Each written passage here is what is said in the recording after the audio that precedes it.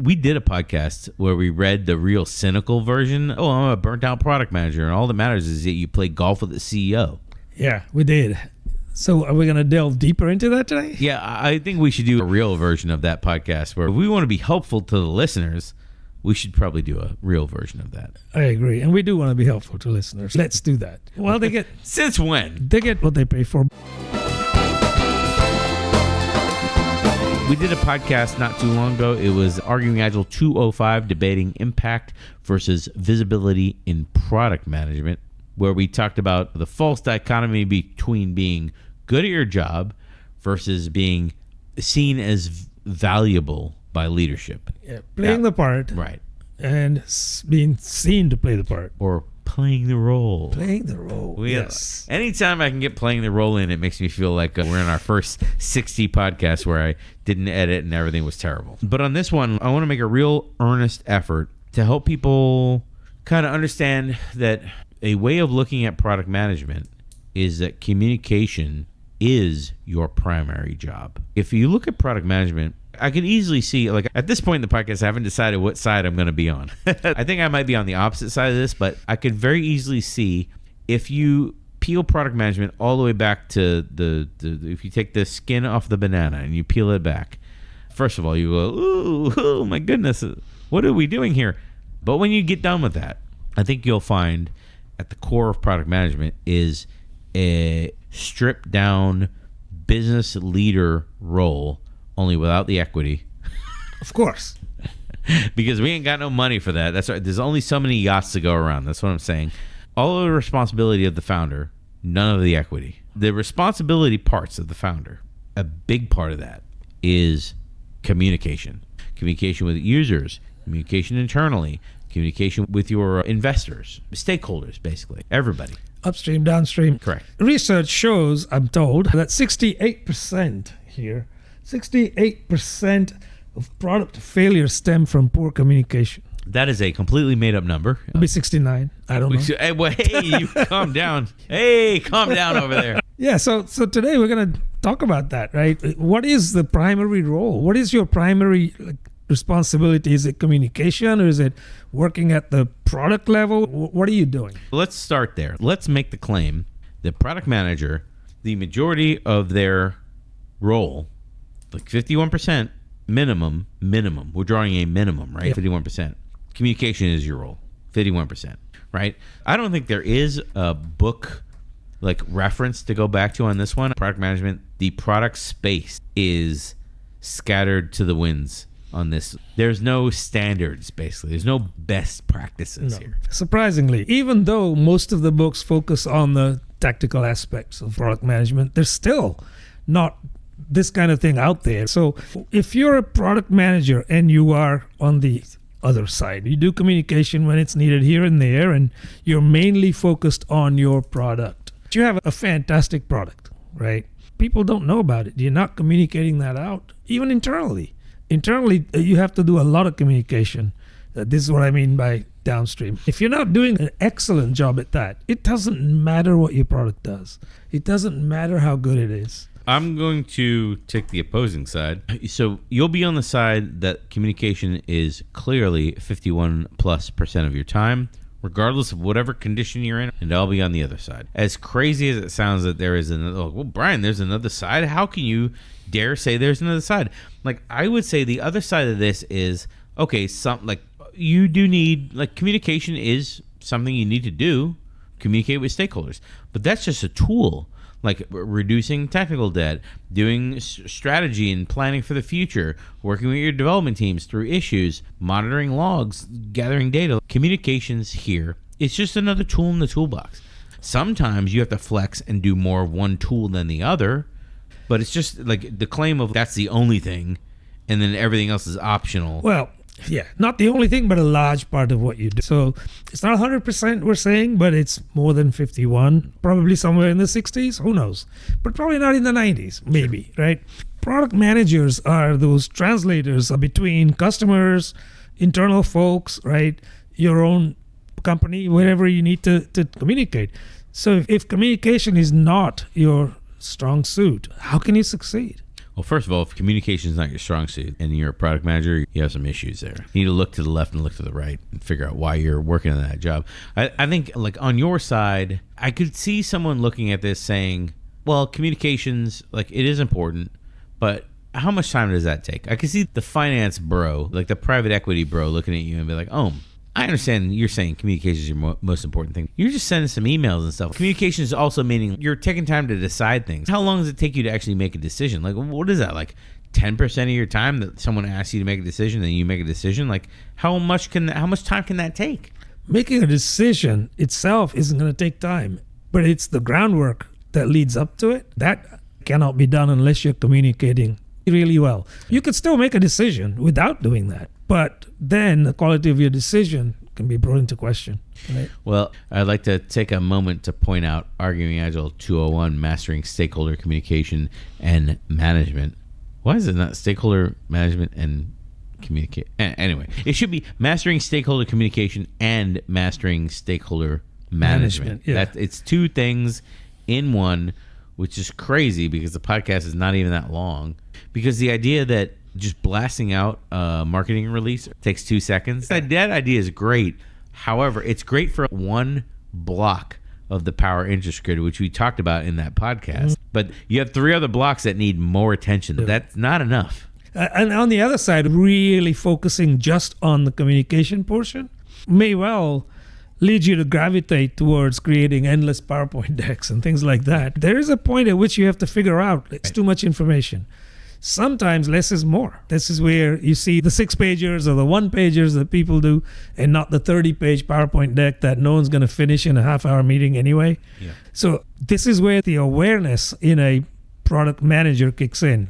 Communicating, but for what purpose and how much time to devote to that, how much energy to devote to that. And it comes with experience. One of the things we haven't talked about is your product, your story that you're telling with your product. The narrative of where we're going in the future, how we got here, what pain points we solve, and where we're going in the future. We didn't really talk. I know we're going to talk about that later, so I don't want to go too deep into it now. Right. But that is the part that's essential here, creating a narrative for the product and building a future in people's minds. I'm supposed to be arguing against this. I don't think I'm doing a great job. I guess if I'm arguing against this, I'm saying that's just another tool in the toolkit. You're just email blasting out. These are the things we accomplished, and this is what it unlocks for us in the future, and letting people come to you. I'm trying to save you, the product manager, time for crafting a completely different message every time you do a release for a different audience, and then spending time with that audience. At that point, you won't be able to talk to customers. All you'll be doing is driving around being the hype man of the development team. You'll basically be doing marketing at that point. Exactly. But that's the extreme, right? So neither extreme is really desirable here, right? Absolutely.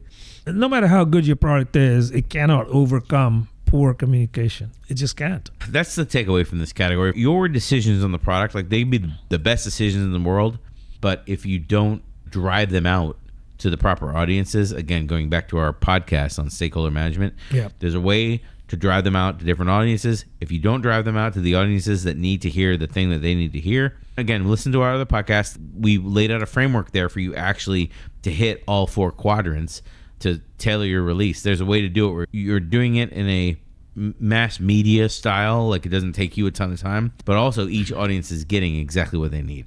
The executives are getting, how does this help position us with certain key customers or position us for the future?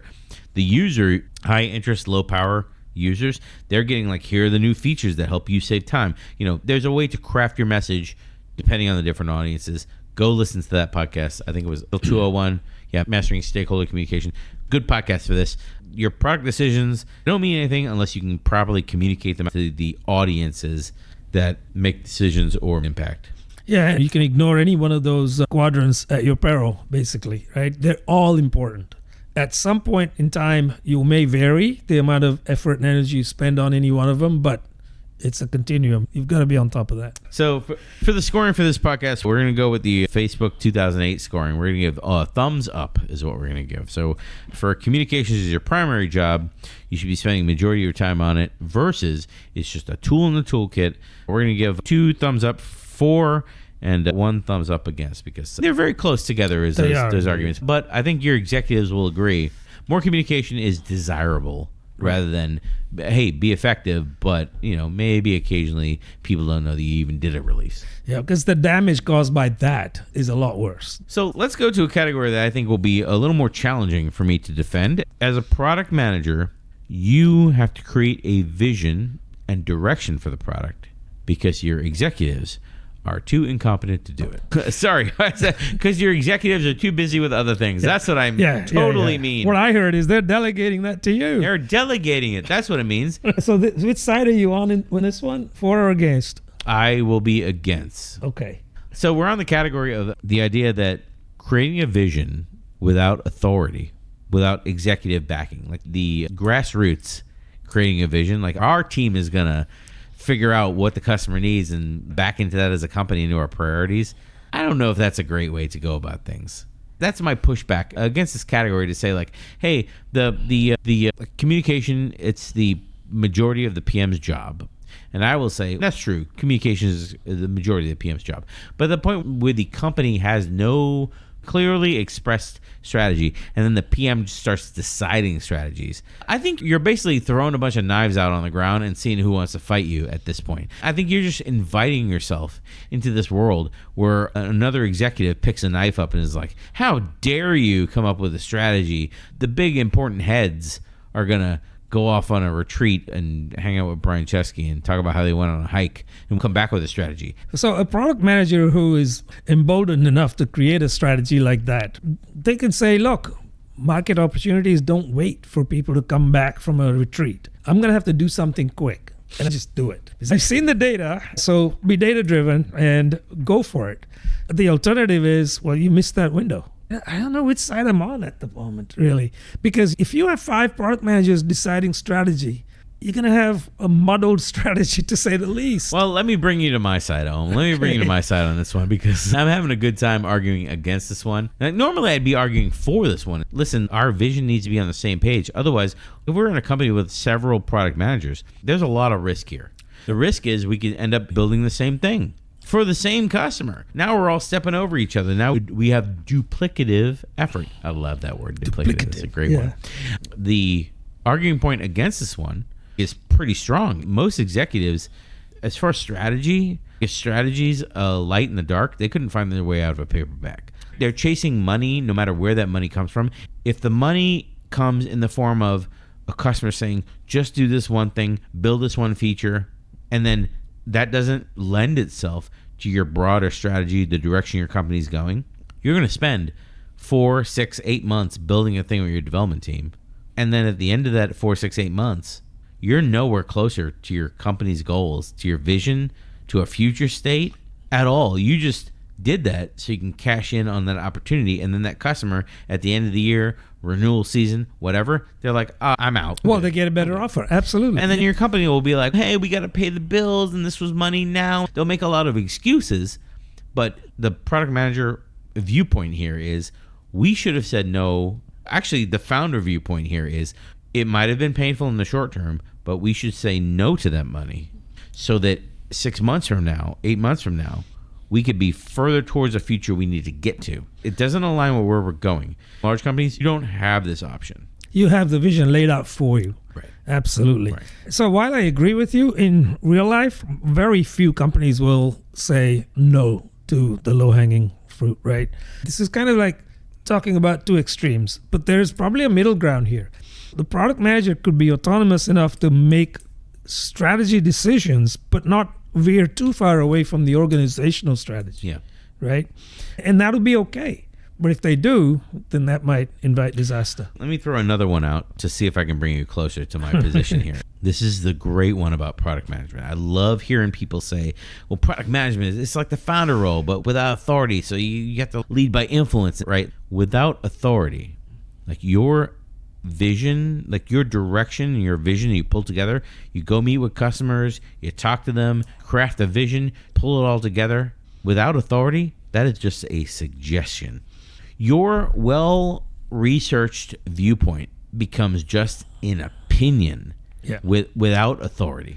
This one's hard to argue against, especially when you consider multiple product managers potentially bringing their own strategy, right? It's hard to get organizational alignment behind your strategy, because people are not going to listen to you. They listen to the execs. If they don't do that, then you're not working in unison towards a strategic goal, right? So this one's hard to argue out of, I'd say, without authority. What would be better is to create the strategy and reach out to one of those people that are on the golf course with Brian Chesky and say, this is our strategy. Please blast this out. That's all they have to do. They can do that from their phone. So I kind of can't argue against that one. What's our scale today? Whatever the scale is, this one gets equal. Yeah, we're going to call this one. I wrote 2 and 1. I forgot what our scale was. 2 and 1 sounds like scores of a soccer game. Sorry, I'm going to give this one of Bunsen burners. I wrote little beakers on my pad with Bunsen burners underneath them. So it gets an equal amount of BTUs. That's right. That's right. BTUs. All these kind of like tangents made me just want to do a live podcast. The next category I want to talk about is on the podcast we did not too long ago of Mastering Stakeholder Communication and Management, Arguing Agile 201. We talked about the power and interest matrix, breaking down your stakeholders in different segments of the quad. And in this category of stakeholder mapping, you need to handle each segment differently, like completely differently, different framework. Like in the low interest, low power, you're just blasting out to a Slack channel or over the internet or adding to your release notes, throwing it into the application. Whereas the high power, high interest folks, you're having a one-on-one with them like every week, where you're talking about like the different interviews that you're doing and what you're thinking before you even made a decision, giving them a window to say, hey, I think I might make this decision. I want to challenge that in this category. If communications is your main job, you're just going to manage this quad like 24/7, and are you going to have any time left to do any real work? Is there a way you can just send out decisions to this quad? Is there a way you can spend less time doing this navigation of the quad and then get to real work? The flip side of that would be just don't bother. Just send out communications to everybody, right? Maybe you can automate your communications of the quadrants where you're sending a more detailed message to your executives, a less detailed message to your external users, and a message with some notes to your internal users, like something like that, Yeah. So doing that needn't take a large percentage of your time if you can use the automation tools we have now, right? I still think you need to pay attention to your stakeholders' needs and map them. These people could make or break what you're trying to do, especially those high power, high influence people. Those people, that segmentation is needed, but not to the point where all you're doing is figuring out what to tell whom. We have the 4 quads, right? Power, interest, matrix. And what do you do in the situation where, how do you keep the comms, because you're communicating out to those groups, those 4 separate groups, 4 separate messages, right? And inside those groups, it might be several subgroups, but let's just skip over that for a second and say you're communicating out to those groups, and those groups are interacting with each other. So like in the case of high power, low interest, those are like peers to your high power, high interest people that you work for. The high power folks, regardless if they have low or high interest, they're talking to each other behind the scenes. So they're going to talk to each other, and they need to come to you to find out what the ground truth is. Again, this could eat all of your time. It really should not. If your communications are of a decent level of clarity and you're preempting what they are really looking for from your comms, it need not take all of your time. Okay, so are you saying like the consistency of your messaging is not like good enough, like not detailed enough? So if a situation like that happens where, I talked to this person and they said they thought you were doing this or whatever. Okay, well, I, the product manager, haven't consistently put out a thorough enough message to all my groups. I need to refactor my messaging and send out more detail. More detail or more clarity. I think that's true. Or a larger horizon than I'm broadcasting. Possibly, right? Okay. So at the end of the day, it's the WIFMs. Think about each of the quadrants and put yourself in their shoes and say, what's in it for me from here? So those people that are low interest but high influence, high power, right? It could be your CFO. They're not interested in the intricacies of your product, but they are interested in the financial side. You could give them a little bit of information around the finances, which the other people don't care about on the opposite quadrant. But also be open to follow-ups right? Because that's nothing worse than simply sending out comms in almost like a one-way blast type of situation. So put avenues up, delegate some of the work. There's no one solution to this. In real life, what will happen is you'll spend time on certain quadrants, right? Some of the times. And then other times you'll spend time on other quadrants. Now you might think it's a waste of your time to go in that low, right? But they're important because they have strength in numbers. There's a lot of them there. The opposite quadrant, fewer people, but they matter too. So you got to figure that out. Maybe you delegate some of that. The actual comms part. The interesting part here is I have a note that says executives should understand technical constraints as well as the engineers understand business goals.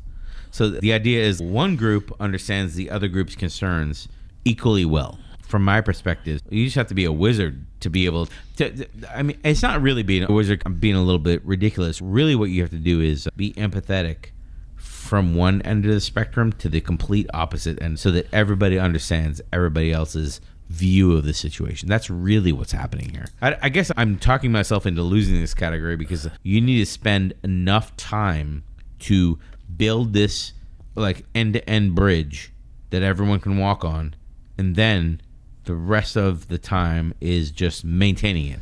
But if you're starting as a product manager in a new organization and this level of communication doesn't exist, it's not going to be 50% of your time. No. I got a wake up call for you. It's going to be like 90% of your time to set up all of the email blasts and release announcements and release notes and automated pipelines or whatever that send this stuff out until the cross section is built where people are starting to unsubscribe from your comments to be like, look, Brian, I get it. Enough. And then you can pull it back and equalize on a like, okay, cool, everyone understands now. I think what you just described is reality, but today you can take advantage of automation. There's a lot of tools available to you that can be automatically sent out based on conditions. You can do a lot there to expedite things, but you have to build the bridges, right? So if you're a new product manager, you've got to start there, build a bridge and earn that trust with your stakeholders that what you're sending out has merit and they can reach out to you if they have questions. If there are enough questions, instead of reaching out to each individual or each quadrant even, you could do a town hall type of meeting where everyone can come. So you're only spending half an hour to an hour across all of them. So you could use those kinds of, I guess, techniques, for want of a better expression, to try and expedite things. But when you first go into an organization, you're starting from scratch. The bridges have to be built. All these bridges don't have to be built with concrete. Some of these are stick bridges. You can get across it. Sometimes you don't have to build a bridge. It's a pontoon. Throw things on there and shove it across the river. There it goes. Just because I can't deal with this category without laughing anymore, I'm going to give 3 London bridges for stakeholder mapping, like for actually going through, listening to Arguing Agile 2. Only if you give Arguing Agile 201 your time and attention. 3 London bridges for actually building bridges between yourself and actually it's 4 stakeholder management categories. So 4 London bridges, each for each category, each bridge that you're building between your stakeholder pool and yourself. I'm going to give a London bridge each for each category. Cool. So 4 London bridges. And God save the Queen. That's King now. That's right. Oh, I can't deal with myself right now. Point number 4 is that invisible work that you work on as a product manager or development team. You need to spend intentional time making that work turn from invisible to visible. Oh boy. Why would you do that? Who cares? So that's the other side of it. Who cares as long as I'm being effective? My work speaks for itself. Why do I have to toot my horn saying, look what I'm doing here? Nobody cares about what you do to facilitate things. Customers don't care about that. Business value comes from releasing products. Shouldn't that be the measure of success for me?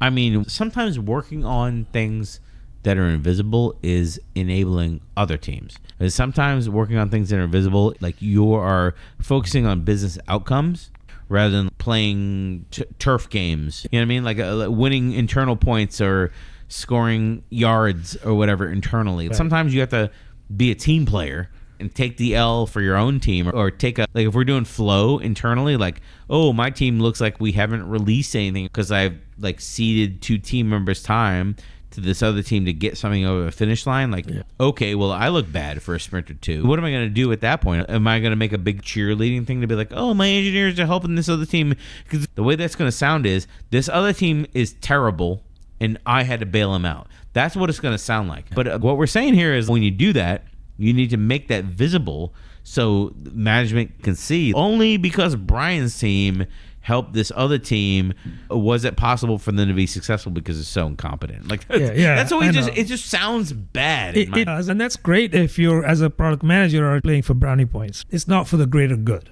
at the end of the day. And senior leadership aren't even looking at this stuff. So it doesn't matter. You can jump up and down all you want. No one's listening. They only care about product success, right? So that really is your measure of success. If you're a team player and you're making your teams better, that's helping the team mature, right? It's not directly contributing to the product. Of course, it is indirectly, but no one sees that. So should you make a big deal about that or just say, this is what I do? I don't know, flip the tables on you and pivot to the 4 category and say, like, what if you're a product manager who understands org design, or if you have a particularly strong scrum master on your team and you reach out to help another team, like, why should you not promote that to leadership to say, like, hey, only because we proactively knocked down all these cross-team dependencies, or maybe we did this cross-team architecture type of thing, only because we did that are we able to now in the next quarter really fly and deliver these things that the customers really care about. It's super easy to defend this category for me to say, listen, results speak louder than any kind of release announcement or demo. When you can show your executives, hey, because I proactively made this decision to knock down this technical debt thing, now we're able to do X, Y, and Z feature and bring in revenue. If we didn't do that 2 months ago, 3 months ago, when none of y'all believed in it, but I pushed through anyway, took a hit to my ROI and took a hit to my roadmap. I did it with my team because none of the other teams wanted to absorb it. Now all of the teams and all the products are able to accelerate. I feel like I'm being combative to all the decision makers now, saying, listen, trust that I know when it's time to put time into technical debt reduction and punching us through to the future, developing enabling features that help many teams. Those kind of like back of the house things, like they are you, the product manager, being effective over communication. Lots of teams need that. Like every team needs that.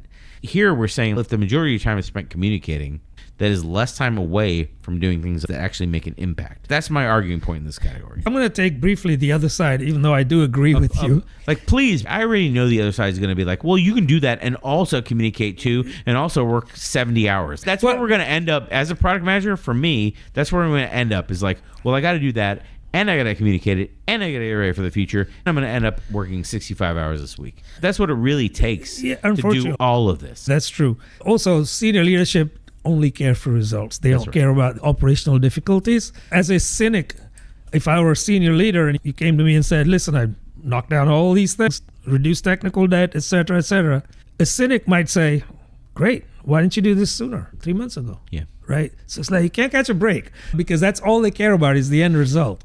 So that's the other side of this, right? Yeah. I think there's a medium in there somewhere. Like the messaging to senior leadership is, we did this because, but don't dwell on that because thing, right? Just move on. Mm-hmm. Just move on. And then use the success that you have internally below that level to evangelize. Here's how we're solving these things so other people can benefit from it. The arguing case of like senior leaders only care about results. They don't necessarily care about how hard it was to get or how many obstacles you overcame to get to that point. Doesn't that argue for my side where I'm saying making the value of this hidden work, like making it like shining a light on the value of this hidden work? Does it though? Your peers may care about that, but senior leadership, do they have time for all that? Organizational dysfunction? They don't want to know how the sausage is made. It's just how many thousands of sausages have you made?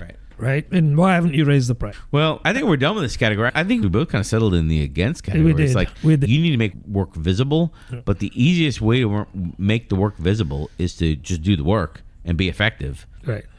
I guess my problem in this category is there are people that are ineffective but communicate regularly and effectively Those are the people that get promoted versus the people that inefficiently communicate but slowly get work done. That's like the boring sausage making process that consistently makes sausage. Yeah.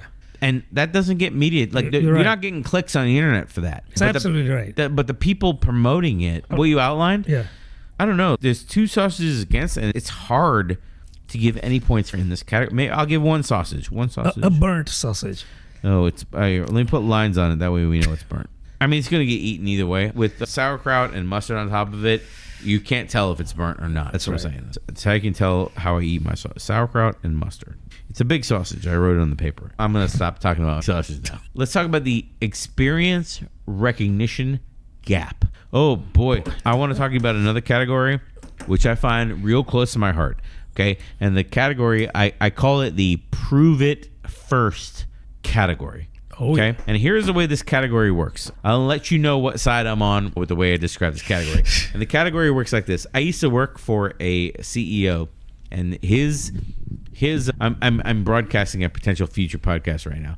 His viewpoint was a very who moved my cheese viewpoint. And it was basically, if you want a promotion, you need to start working that job that you want to be promoted into for like many months, right? If not years, many months. And when you've proven you can do it well in that job, and you've been working in that job for a while, only then will the executives choose to be the queen with the sword and bestow on you the rank of that job. Yeah. And that is the experience / recognition gap. So this is one way organizations can get real good work out of people, but not pay them as much, right? Because you're striving to get that promotions. You're going to do whatever it takes. And for a duration they deem is the price to pay. So you have to put in the time, Brian. Put in a year, 2 years before you're eligible to be promoted. Unfortunately, this is also quite prevalent out there, especially in larger companies where everybody's like going after that, promotion in a cutthroat environment. No one gets promoted for a long time, but everyone's working hard. Sir, I'm looking for the points and I can't find anything. Leadership qualities are only evident once you're doing the position. So the other side, right, where perhaps the grass is greener, is you go play golf with those leaders. You don't have to necessarily do that work. None of this category applies when you play golf with That's right. That's the nice thing about this category is like the idea that, you got to be doing the job before we promote you into it, and you've got to be proving yourself. Like the chief product officer who is like a sales guy that has sold a contract or two, getting promoted into the product thing, to make sure we're building the quote right thing that our customers really need, who has no product management experience. The problem with this category and why this category gets no points with me, and there's absolutely no way you can convince me that this is a real thing, is because there are people out there that get a job with no qualifications. Absolutely. All too common, unfortunately, right? We've seen that. Especially in the product management field. I talk about this all the time on the podcast. I'm not going to go out on a limb and say every CPO in the world, but I will say most of them. A lot of CPOs never managed the product. So against like 3 CPOs and an R2D2 over there, and a frowny face R2D2.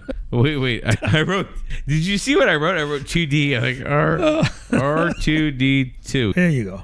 A lot of companies just disguise this under, what do they call it? Probation? You're in probation. I thought you were going to say exploitation. Well, that too. Yeah, my bad. Narrative leadership versus technical excellence. This is a good one. This category, narrative leadership versus technical excellence, separates the seniors from the juniors when it comes to the PM realm. What it means is technical excellence. What it really means is the execution, the excellence of execution. I don't want to be like the hitman over here. Yeah. That's the first pro wrestling Bret Hart reference I want to make. What it means is your ability to tell a good story versus your ability to execute as a person that works with a development team into production. So I guess it's like storyteller versus operator is really what the category is. I'm not really sure. I'm willing to have my mind changed in this category because I'm not sure which side I'm on with this one. So your ability to craft a narrative and then to spread that narrative to leadership, right? Sure. And then to everybody else that buy in for that narrative versus your technical and analytical excellence, meaning like looking in data. This category is becoming the intuition versus evidence category, right? I just know what they're going to say. Yeah. That's starting to become this category. It is, but I think this is slightly different in that people that have that skill to weave and craft these stories from what the customer's requirements are, their needs, their wishes, their desires, those skills are special, right? Yeah. People listen to that. And you can come up with all kinds of charts and point to those on the other side of the equation, to be data driven, right? Yeah. That's great because you're not just coming out with opinions. You're supplanting your stand with actual data. But I don't think that trumps the other side. Telling story. Really? Yeah, I don't think it trumps that because you get engagement up front from hearing initially what's going on. So that typical thing that people say, what's your elevator speech, right? If you're talking to leadership and you have a great pitch and you can tell a story, you have skills. You can do that at each level in the organization, right? With your peers, with your teams. I think that's definitely valuable. I got to tell you, I'm supposed to be taking the opposite viewpoint, and there are things that I could point out here. A focus on storytelling and telling great stories, just like they do in Silicon Valley. They tell great stories like, oh, my Theranos product can tell from your blood whether you're going to go to the moon or whatever. It's like the ability to tell a great story. Like marketing success doesn't necessarily come from telling a great story. Product success doesn't necessarily come from telling a great story. At some point, you have to back up your claims. But at the same stroke that I'm disagreeing with you, I also am thinking in the back of my head of times in my career where a great story trumps evidence 100% of the time. And not even like it trumps evidence, meaning it forces everyone to take a second look at the evidence they have, whatever. It just blinds people to the evidence at hand completely. Of like, oh, I know that we're not getting any money in, but this sales pipeline, we feel real good, and that there's some oil flowing through the pipeline, and we just, it's such a great pipeline, and then we do that until the company goes bankrupt. I've seen that too many times. The people capable of weaving that narrative and telling that story and bringing everybody along, I've seen it strongly portrayed, overriding every bit of everything I could argue against too many times to very seriously argue against this one. So, first of all, you got to recognize that remarkable stories stay with you for a long time. Data points don't, right? So that's one thing. But to your point, if you're just telling stories and not following through, then you're not going to get any more VC money. You can go only so far and say, round one, we're not making money. We don't even have a product, but we're getting mind share. Maybe you don't need to. The funny thing about this is like, the AI companies that go and lobby the president and be like, oh, we could just be the best AI industry in the world if we just had $500 billion extra dollars. Please, Mr. President, give us $500 billion. And just using your narrative on a different audience, that's just called marketing. I almost want to not talk about this category anymore because I don't think I'm going to cover any extra ground because this strategy works. I guess my strongest pushback on the strategy is it works until it doesn't work, and then you got to pick up your carnival and move it to a new town to get money from them because the old town's not going to come to your carnival anymore. So it works until it doesn't work. I completely understand and cede all my points. 1 point for you, 0 points for me. I'm perfectly willing to take that loss because it's a personal failing of myself.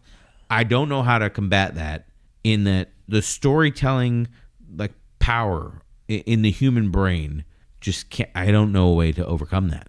Yeah, I agree with that. Well, that's number 6. Luckily, we only gave 1 point for that, so we can move on quickly. Number 7, inheriting organizational chaos versus creating order. I think the point here is, as a product manager, your job is to create order from the chaos. And my point against this is, every minute that you're creating order, better team structures, better communication structures, breaking down silos, every minute you spend doing that is a minute away from doing real PM work. And you can be like, oh, Brian, communication is your real PM work. But I would say like, no, PM work, like talking to customers, figuring out better marketing schemes, better business models, like that's PM work.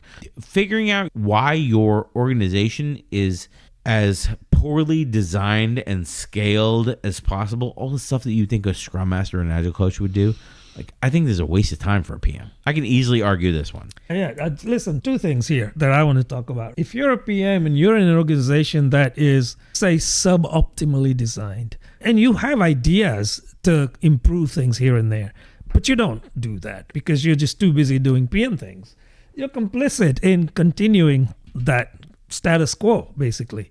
Some will turn that around and say, but that shows adaptability. We can even work in this crappy culture. Well, hang on. Are you just doing things for the short term, or do you want things to be better for the longer term too, right? Rather than say this is kind of heads or tails, black or white, binary thing, you could do a little of this, but leave it to org design experts to come help you with that and do more on the PM side. It's not black and white, in my opinion. I mean, creating and adapting existing structures into better structures shows potential for you to become an executive leader. Yeah, I'm with you on that. It does show that you're ready to become a founder, entrepreneur, like, original thinker type of deal. And also it shows that maybe you should move on from this company who has no interest in bettering themselves, right, so that you can have more time to actually do your job. That's my problem with this category. Is why are these systemic problems from Arguing Agile 199, the Deming podcast? Why are these things continuing if everyone sees them? Why doesn't someone intercept and deal with these problems so that you as a product manager can be free to do product management?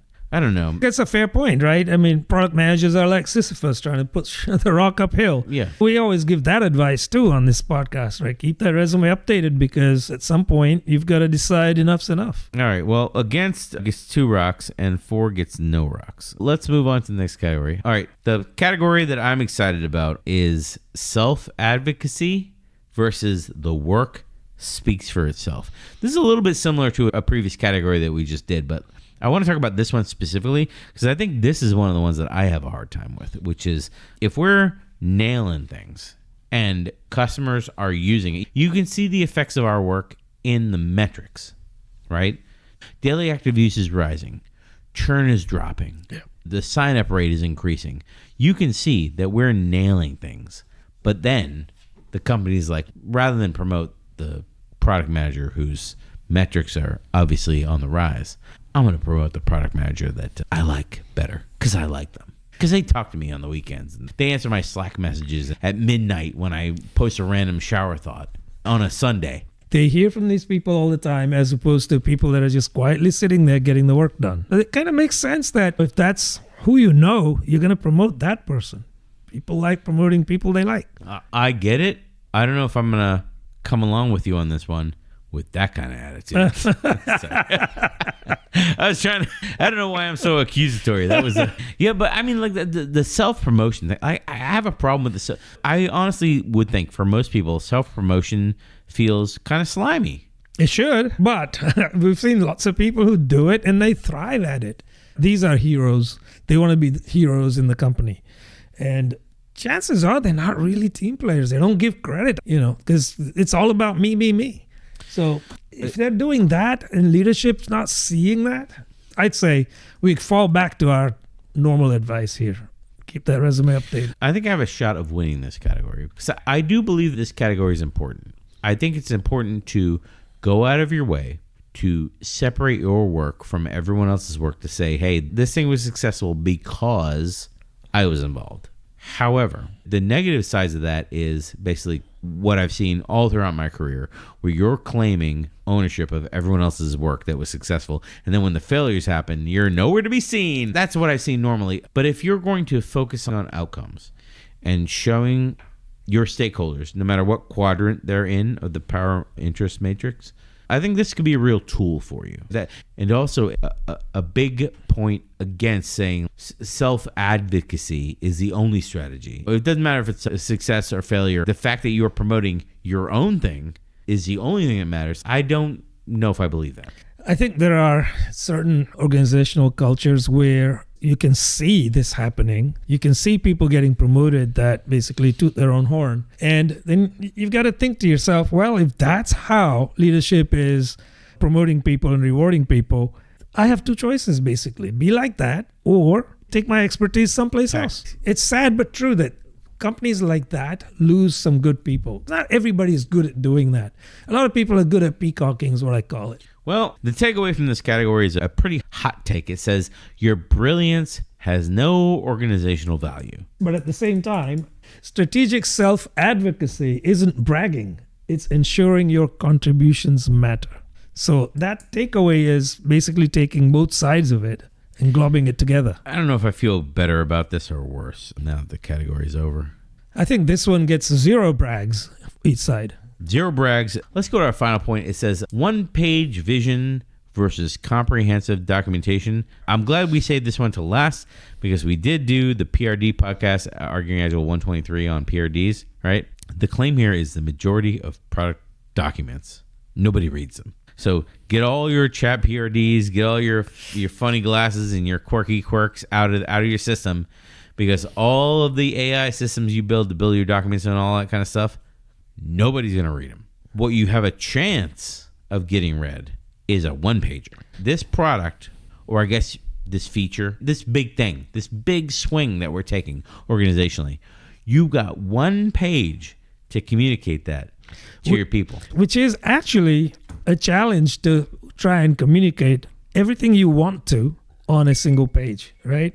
It is a challenge to see what are the right things to put there and the brevity of language, the clarity that's needed. Not everyone can do this, right? A savvy PM can perhaps do this, but not everyone can do this. The trade-off here is, one page gives everyone one place to go back to, one place to add comments to. It's pretty easy. The trade-off here is like, you can't do everything in one page. Even Amazon has a 6-pager.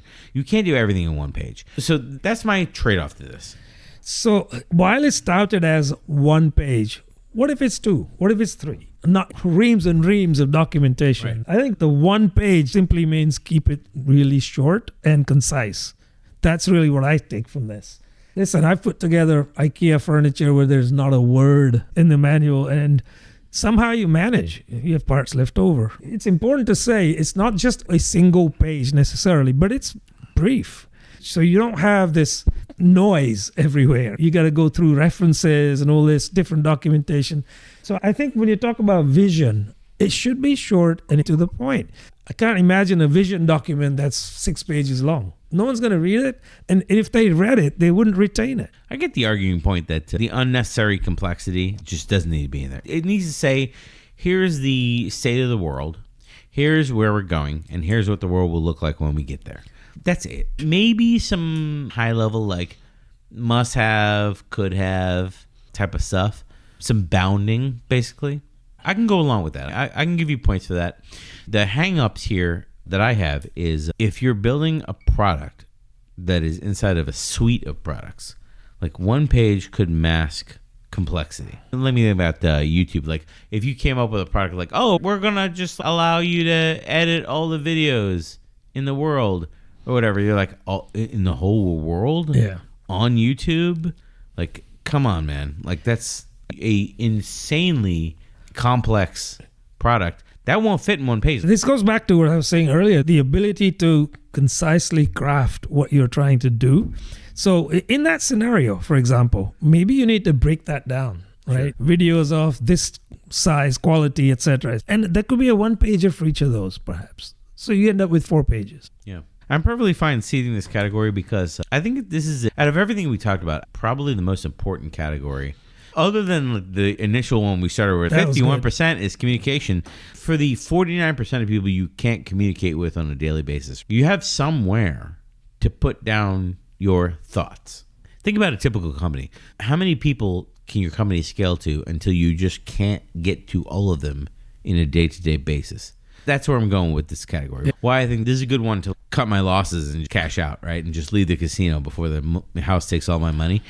If you can't fit your product vision on one page, like you haven't come up with elevator pitches for new product features to pitch, if you can't fit them in a 10-second pitch, they're not refined enough. Your pitches as a product manager for a new feature, let alone a whole product suite, they need to be very concise. And this is the document version for people that are actually our high interest. This is a high interest version. So like you get a whole page to dedicate. I mean, a whole page is a lot. It is a lot. So what is the content of that page? Maybe we'll take that one to a separate podcast, because that would be a good one. If we were to outline this product vision document without a lot of thought put into it, which we can cover in a different podcast, so like we don't need to go too deep now. It would be your company strategy, your North Star, how the two of them tie together. All right, let's stick with that, and then any cross-functional dependencies, shared goals with other teams, other products, ways that they can contribute to this. Okay, what else would it be? Things that you need from other teams, things that other teams can get from you. Other things are commitments that you need to be successful. This is a weird document at this point. I can't imagine this all fits on one page. When we make this strategic decision, when leadership talks about this strategic thing, I need to be included in it because this product touches it. So if like Brian Oma's development company, if like we develop a product that operates in the fintech market and somebody in our company wants to talk about stock trading, we need to grab this product manager and bring them in. Yep. To talk about like, we are exploring this other feature or other product or partnering with another company that does something with stock trading. Okay, so there's some like organizational level working agreements that are happening. Yeah. It's basically akin to a contract between different teams contributing to a common product. So it's ending up being a vision document, a goals document, being like, what does the world look like when we get there? And also it becomes a working agreement document. So there's like 3 documents in one page. That needs to be a real, like whoever's editing that, they need to be doing their job that day. I'm just saying. So yeah, those 3 headings you outlined, but at some point on that document, it has to relay what the solution or product is, who the target audience is, presumably. I mean, this thing could go into 2 pages. It could, that'd be perfectly acceptable. When you have this document, you could do a whole quarterly planning on this document. And then when the quarter is finished and you've implemented some features and it's got some customer feedback, I would go back to this document and say, now that we implemented these things, how does this document change? Do we want to change our goals, target different customers, talk about personas? Like all the things you do around the business could roll back up into this document. But my main arguing point here in this podcast is, if you establish this document, it can drive the rest of your business. Right. Maybe your working agreements get adjusted based on the things you find, and the things that you find don't need to be in this document. Or you're like, when you change your goals as you accomplish goals, maybe your new goals go into this document. This document, whether it's 1 page or 2, doesn't really matter. Single most important artifact where everyone is aligning themselves to it. Otherwise, you're not going to build the right thing for the right people. So when I said solution earlier, I should have said product. What is our product? I'm thinking about like the Jeffrey Moore's, our product. So if you put all of those things in, you're going to exceed a page, I suspect. Right. You very well could. I mean, the Amazon 6-pager is the industry gold standard that people will reference for this. But I'm saying, like, start with a page. Yep. See what you can get from there. See what kind of alignment. If you can't get enough alignment, expand it. You know what I mean?